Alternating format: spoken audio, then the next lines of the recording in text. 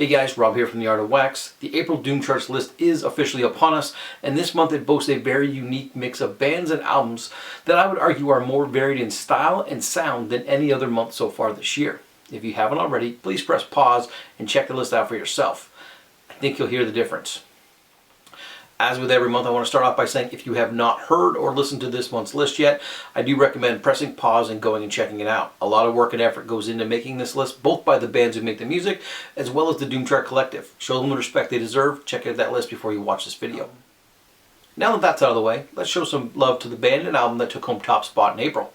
They are Swedish powerhouse Domkraft and their third full-length album, Seeds. Congrats guys, well deserved.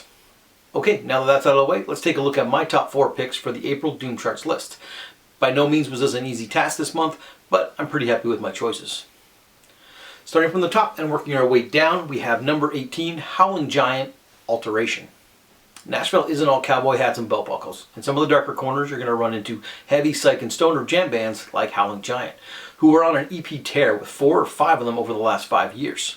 In my opinion, this is their best work to date, and I just hope we get to see it on vinyl. This album was self-released, and so far it's only available on their Bandcamp. I do recommend checking it out and showing them some love. Number 13, we have Mythic Sunship, WildFire. Copenhagen represent once again. The minute you drop the needle on this album, you'll quickly understand why it's called WildFire.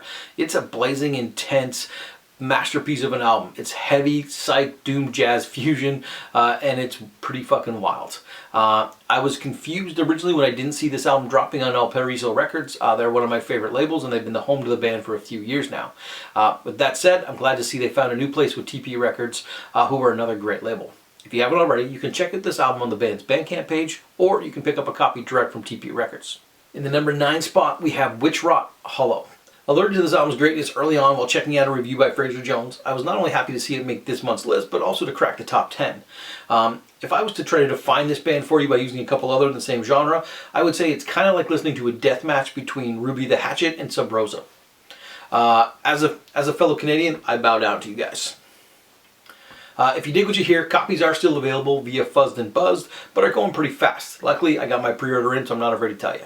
Finally, in the number 1 spot, we're going to throw on our 3D glasses and loop back around to Domkraft out of Sweden. I, like many of you, have been following their career album by album, just waiting for that next fix or next release. And in Seeds, they don't disappoint. This album is heavy, it's textured and layered, and it's got some of the most scathing doom your brain has ever tried to comprehend. The album was released on Magnetic Eye Records, and it was available on vinyl, and is available on vinyl, with 3 or more editions, including a box set. I picked up mine from Cosmic Artifacts out of Germany, and I know they still have copies left if you're interested. That is for now. This month we have 3 honorable mentions we're going to get into. Starting at number 29, Yawning Suns and Sky Island. Yawning Suns are still hanging on from last month's list, although they did finish up in the 29th spot. So I am going to take this opportunity to remind you, you should be listening to this album. If you're a Yawning Man fan, if you're a Sons of Alpha Centauri fan, this album is something you should check out.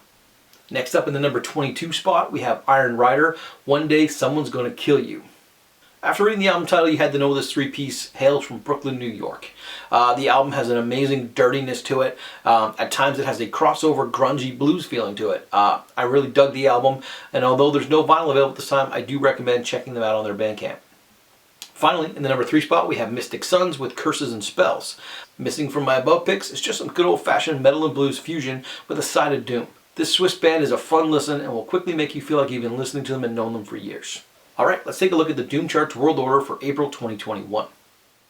Even with the US bands holding 10 of the 30 spots in this month's list, it was Sweden who took home the gold with just over 4,200 points scored.